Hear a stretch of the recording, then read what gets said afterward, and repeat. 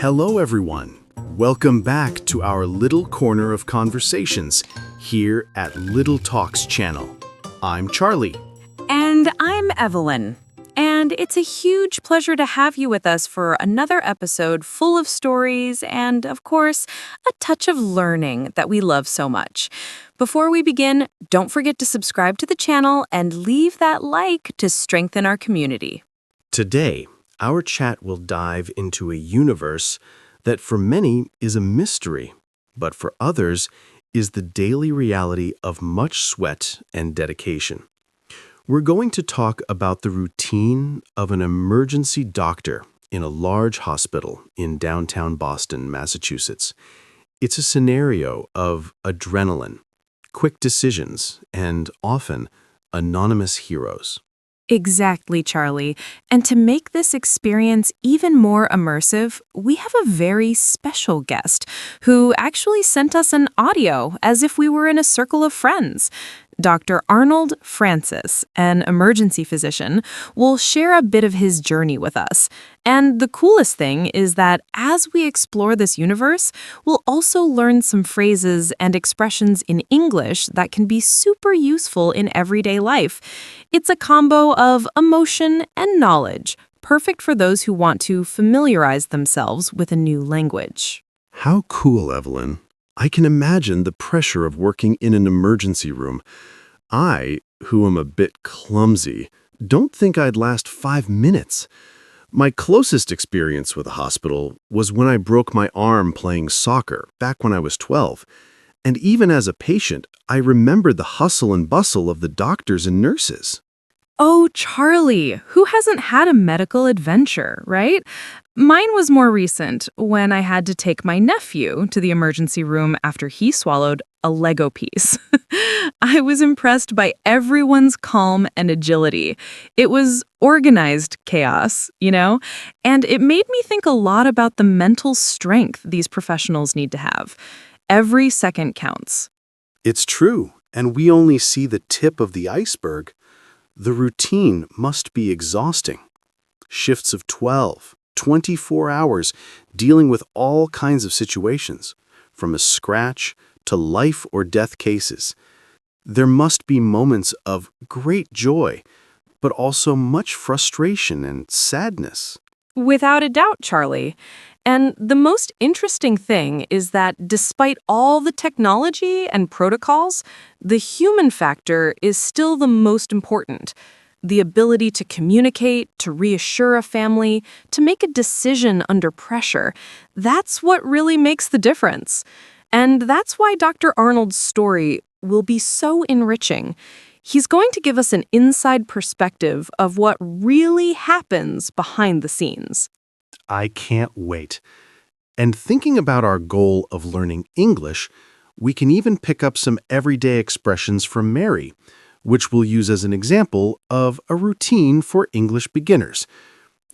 Those phrases that seem simple, but are the basis of any conversation. I loved the idea. We can contextualize these phrases with a hospital routine, for example, like, "Good morning, doctor," or "How are you feeling today?" These are basic expressions that fit into various situations. Exactly. And we can even play at simulating some conversations, like, "Are you in pain?" or "Can you describe the pain?" Perfect. I think it will be a light and practical way to start introducing the language. But before we dive into that, let's hear from our special guest. Get ready for an exciting journey into the world of emergency medicine. And now, with you, directly from the front lines of health, Dr. Arnold Francis. Hello, Charlie and Evelyn, and all listeners of Little Talks channel. It's an honor to be able to share a bit of my experience with you. My name is Arnold Francis, and I'm an emergency physician at one of the largest hospitals in the capital, here in Boston.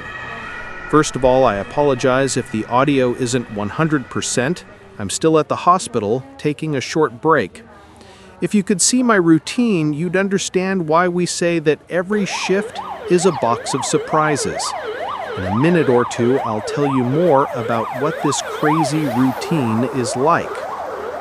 It always starts before sunrise. It's important to note that even if I set the alarm for 6 a.m., the first sign that the day will be intense is my body waking me up around 5 a.m., even before it rings. I wake up, kiss my wife, Sarah, who is still sleeping, and check on my children, Emily and Ben, who are my extra energy. I make strong coffee. Without it, we don't function. And in that time, I take advantage of some precious minutes of good reading, whether it's a quick scientific article or a chapter of a book. It's my last breath of peace.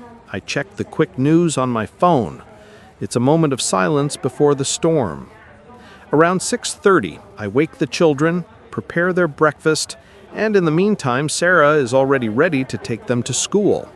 Her routine is a little calmer, as Sarah is a physical therapist and works in a specialized clinic helping with stroke rehabilitation, patients with autism spectrum disorder, and also cases of anxiety, depression, and others. Knowing that her routine allows for this organization gives me the tranquility I need before facing the chaos of the hospital. I arrive at the hospital at 6:45 a.m. The smell of alcohol and antiseptic is already familiar. The emergency room is already in full swing. The shift change is a ritual. We receive an overview of what has happened in the last few hours, how many patients, what the most serious cases are, who is under observation. It's like passing the baton in a relay race. I remember one particular shift about 2 years ago. It was a rainy Thursday, one of those that seemed to bring an extra weight to the atmosphere. The emergency room was packed. There was everything: an elderly man with a hypertensive crisis, a child with a high fever, a young man who suffered a motorcycle accident. There were 5 emergency beds, and all were occupied. Suddenly, the radio rings. Arriving hit-and-run victim, female, approximately 30 years old, unconscious. My heart raced. It's always like that. No matter how many years of experience, the adrenaline always rises. The patient arrived in critical condition, multiple traumas, intense bleeding. The team mobilized in a matter of seconds. Everyone knew exactly what to do. The nurse preparing the IV access, the nursing technician monitoring vital signs, I and 2 other colleagues evaluating the extent of the injuries. At that moment, there was no time to think about anything else. It was pure concentration. Decisions were made in seconds. We need blood. Order a CT scan of the brain and abdomen. Call the trauma surgeon. Communication was fast, clear, and objective. As we fought for her life, it occurred to me how many times we are faced with human fragility. That woman, just minutes before, was living her life, perhaps going to work, and suddenly everything changed. We managed to stabilize the patient. She was taken to surgery and, after hours of surgery, survived. The relief we feel in those moments is indescribable. It's the reward for all the effort, for every second of dedication. But the emergency doesn't stop. While the patient was in surgery, other cases had already arrived. A heart attack, an asthma attack, a case of appendicitis. It's a continuous cycle. The challenges are many. Lack of resources, workload, emotional pressure. We deal with pain, with loss, with hope. It's a whirlwind of emotions. And unfortunately, the result is not always what we expect. There was a day, not long after the hit-and-run case, when I received a young man, about 18 years old, victim of a car accident. He was with his family in the car, returning from a trip. We did everything. The entire team dedicated themselves, but the injuries were too extensive. Seeing the pain in the parents' eyes, having to deliver the news, it's something we never get used to. With each death, a part of us saddens, reminds us of our own vulnerability, but it also drives us to fight even harder for every life. Sometimes we question if we are doing enough, but when you see the gratitude in a patient's eyes or a family member's, you know you are in the right place. That's why, even with sleepless nights, hurried meals, and homesickness, I love what I do. My family, Sarah, Emily, and Ben, are my foundation. The reason why I strive to be the best professional possible, because I know that at the end of the day, it's to them that I return. The shift ended at 7 p.m. I was exhausted, physically and mentally, but with a sense of duty fulfilled and a heavy heart for the loss we had. I took a long shower, ordered some food, and slept like a log. The next day, everything starts again. This is my routine, a routine of constant learning, challenges, and much, much humanity. I hope it has been useful to you. A hug, and see you next time. Wow, Charlie, what an intense and emotional account. Dr. Arnold really transported us into that emergency room. My heart was in my hand listening to the story of the patient who survived, and even more so with the pain of the young man's loss.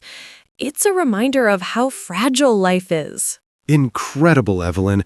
You can feel the adrenaline and tension, but also the passion and dedication he has for the profession.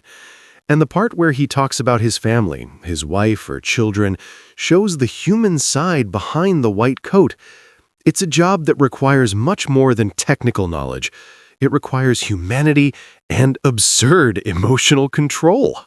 Yes, and it struck me how communication is fundamental in an environment like this. Clarity and speed information make all the difference between life and death. And this connects us directly to our purpose today, which is learning English. Perfect. Thinking about Mary's routine, an English beginner, we can extract some everyday phrases from Dr. Arnold and adapt them to simpler situations. For example, he talks about checking the quick news on his phone. We can use, I check my phone for news. Great. And when he talks about the shift change, receiving the overview of what happened, we can simplify it to, I get the daily update.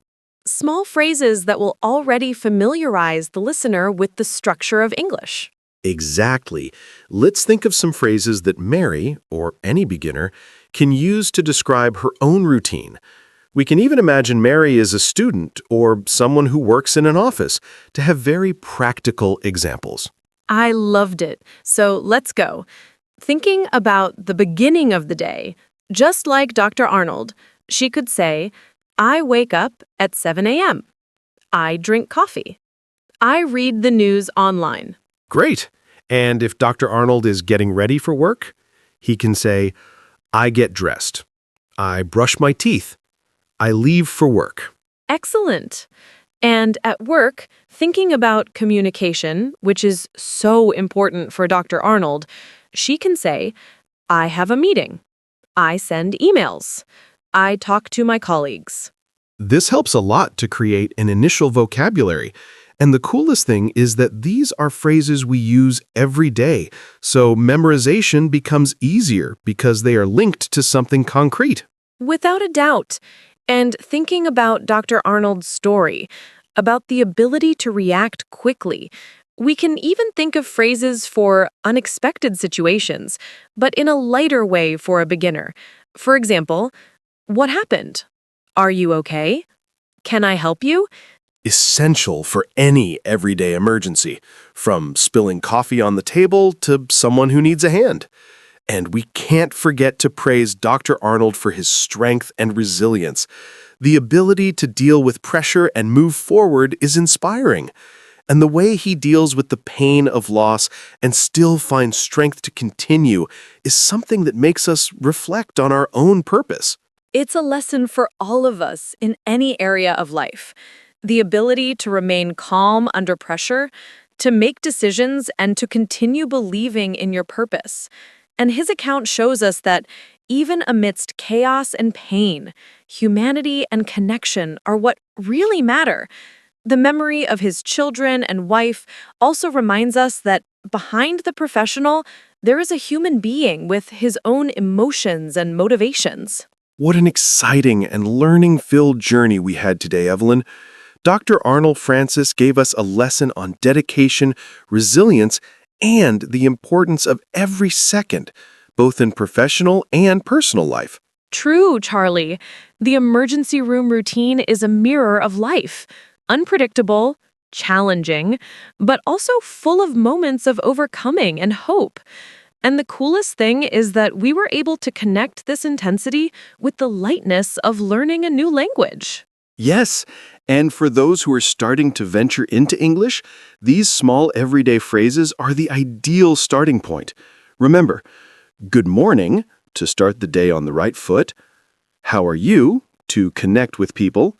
Thank you, to express gratitude. Excuse me, to ask for attention or apologize. I need help, for when you need support. What is this, to satisfy curiosity. I like it, to express preferences. I don't understand, to be honest and seek clarity. See you later, to say goodbye. Exactly, Charlie. These are small seeds that, with practice, will blossom into a garden of fluency. And the final message that remains is that, just as Dr. Arnold faces his shifts, life presents us with challenges, but with focus, dedication, and a touch of humanity, we are capable of overcoming any obstacle and even learning a new language along the way. I loved that reflection, Evelyn. We are immensely grateful to Dr. Arnold Francis for sharing his inspiring story with us, and to you, the listener, for dedicating your time and affection to our podcast. If you liked this episode, be sure to share it with your friends and on your social media. Invite everyone to listen to our stories, which are full of real, everyday experiences of our listeners. And we'll see you in the next episode of Podcast Name, where we'll have more stories, more learning, and, of course, our dose of good energy. See you next time, everyone. A hug and stay well. Bye-bye!